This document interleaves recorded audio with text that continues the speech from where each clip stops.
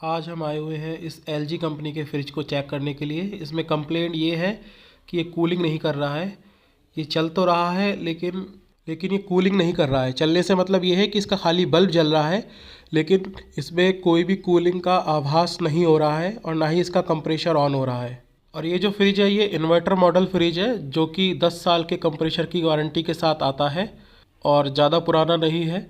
इसलिए अभी हम आपको इसको चेक करके बताते हैं कि इस इन्वर्टर मॉडल फ्रिज को हमें कैसे चेक करना है।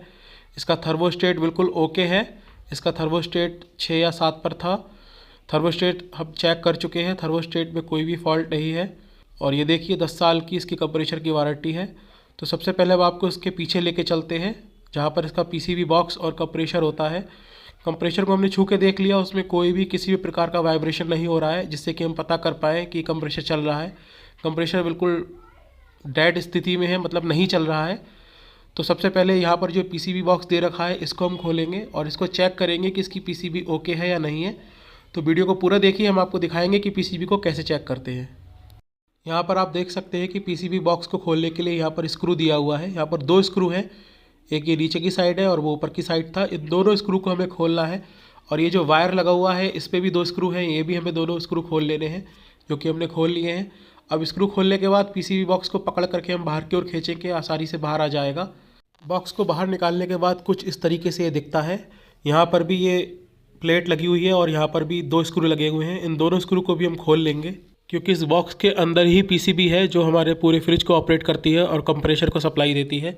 तो स्क्रू खोलने के बाद हमने इसकी प्लेट को देखिए ऊपर की ओर खींचेंगे अपने हाथ से पकड़ करके और ये आसानी से ऊपर आ जाएगी। और ये सामने जो आपको दिख रही है यही इसकी मेन पीसीबी है।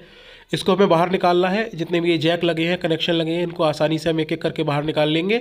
आसानी से बाहर निकल आएगी ये। और उसके बाद हम इसे चेक करेंगे कि ये कहीं से ये जली तो नहीं है, कहीं शॉर्ट सर्किट तो नहीं है। सबसे पहले इसे फिजिकल चेक करेंगे। अगर ये फिजिकल ओके निकलती है उसके बाद हम इसे अपने तरीके से चेक करेंगे। ये देखिए फिजिकल चेक करने में ही हमारी नज़र में सबसे पहले ही इसका एक कंपोनेंट जला हुआ हमें दिखाई दे रहा है। यहाँ पर ये छोटी सी आईसी है और ये जली हुई है और इसी की वजह से ये पीसीबी ऑपरेट नहीं हो रही है और कंप्रेशर को करंट नहीं भेज रही है। तो अब सबसे पहले हम इस पीसीबी को इस बॉक्स में से बाहर निकालते हैं और इसे और भी चेक करते हैं कि इसमें कहीं और भी तो कोई ख़राबी नहीं है। ये देखिए हमने पीसीबी को बॉक्स में से बाहर निकाल लिया है और ये अभी तो हमें कहीं और से जली हुई दिखाई नहीं दे रही है, केवल एक ही जगह ये जली हुई है आईसी। और ये रिपेयरेबल नहीं है, हम इसे रिपेयर नहीं करेंगे। हम इसकी जगह दूसरी नई पीसीबी इसमें लगाएंगे इस फ्रिज में।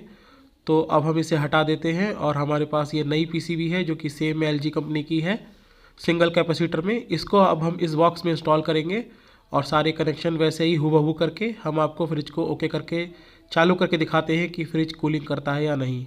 यहाँ पर देखिए फ्रिज में पीसीबी को लगाने के लिए, यहाँ पर बॉक्स के अंदर लगाने के लिए प्लास्टिक के लॉक होते हैं जो कि पीसीबी को बॉक्स से कुछ दूरी पर बनाए रखते हैं। ये जो पीसीबी होती है ये बॉक्स के साथ जो लोहे का होता है उससे टच नहीं होती है, तो इनको लगाना बेहद ज़रूरी होता है। इन लॉक्स को हम इन होल में, जो पीसीबी के कोनों पर होल हैं, इनमें लगाएंगे और उसके बाद इस बॉक्स में इसे फिट करेंगे।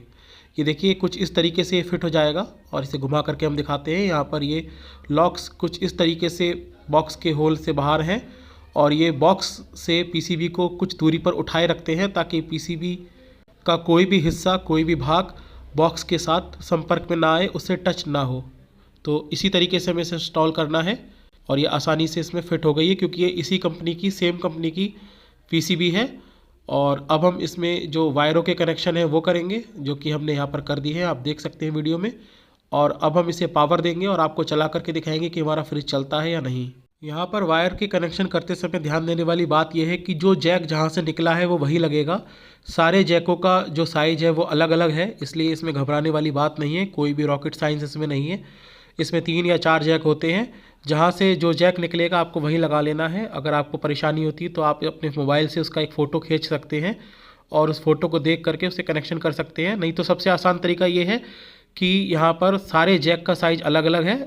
आपका जो जैक जहाँ से आप निकालेंगे वो उसी जैक में लगेगा, दूसरी जगह आप उसे लगा ही नहीं सकते हैं।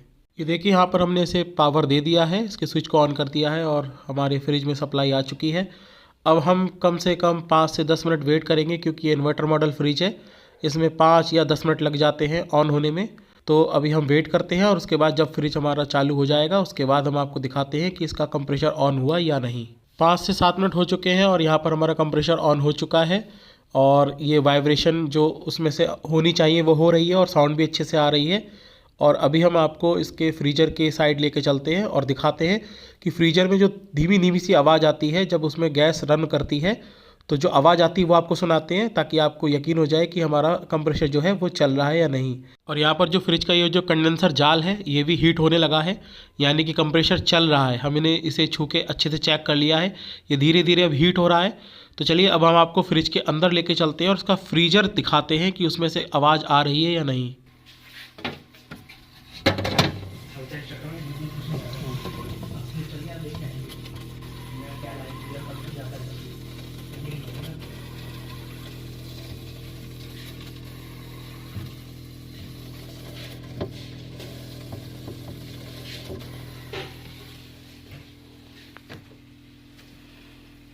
तो अब आपको फ्रीजर की आवाज़ सुनने के बाद यकीन हो चुका होगा कि हमारा जो फ्रिज है वो ओके हो चुका है और इसका कंप्रेसर अब चल रहा है। इसमें पीसीबी का फॉल्ट था जो कि हमने पीसीबी को चेंज कर दिया है और अब जो हमारा फ्रिज है वो 5 से 6 नंबर पे हमने इसके थर्मोस्टेट को कर दिया है और ये प्रॉपर अच्छी कंडीशन में चल रहा है जैसा कि इसे चलना चाहिए। तो अब हम इसके पीसीबी बॉक्स को बंद करेंगे, जैसा कि हमने इस प्लेट को खोला था वैसे ही हम इसे बंद कर देंगे और इसके दोनों स्क्रू लगाकर इसे टाइट कर देंगे और बॉक्स जहाँ पर होना चाहिए हम उसे बॉडी से वहीं पर इसे टाइट कर देंगे।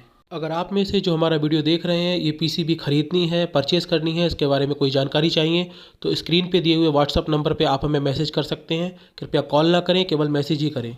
वीडियो अगर अच्छी लगी हो तो लाइक कीजिए और ऐसे ही और अधिक जानकारी के लिए हमारे चैनल को सब्सक्राइब कीजिए।